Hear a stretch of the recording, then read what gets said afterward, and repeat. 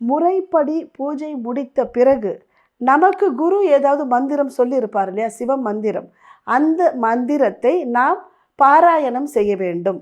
அப்படி இல்லைன்னா நமக்கு தெரிந்த 5 எழுத்து மந்திரத்தை உச்சாடனம் செய்யறது மிகவும் விசேஷமாக பார்க்கப்படுது. நாம் ஒவ்வொரு கால பூஜையிலையும் நாம் ஒரு சங்கல்பம் செய்யணும்.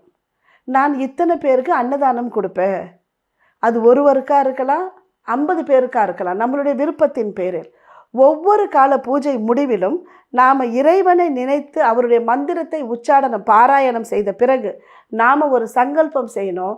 நான் இந்த சிவராத்திரி பூஜை முடிந்தவுடன் நாளைக்கு இத்தனை பேருக்கு அன்னதானம் கொடுக்குறேன் அப்படின்னு சொல்லணும். அப்போ அதே மாதிரி முதல் கால பூஜை முடிந்தவுடன் நம்ம மனதுக்குள்ள ஒரு சங்கல்பம், நாளைக்கு நான் அன்னதானம் பண்ணுறேன், இத்தனை பேருக்கு அன்னதானம் பண்ணுறேன் அப்படின்னு.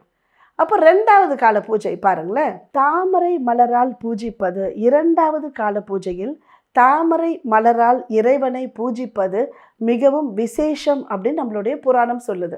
வில்வ இலைகளால் இறைவனுக்கு அர்ச்சனை செய்வதும் பாயாசம் நைவேத்தியம் செய்வதும் மிகவும் விசேஷம் 2வது கால பூஜையில். 3வது கால பூஜையில் வெள்ளெருக்கம் பூவும் ஊமத்தம் பூவும் கொண்டு இறைவனை அர்ச்சிப்பது ரொம்பவும் விசேஷம் அப்படின்னு தாங்க நம்மளுடைய புராணம் சொல்லுது.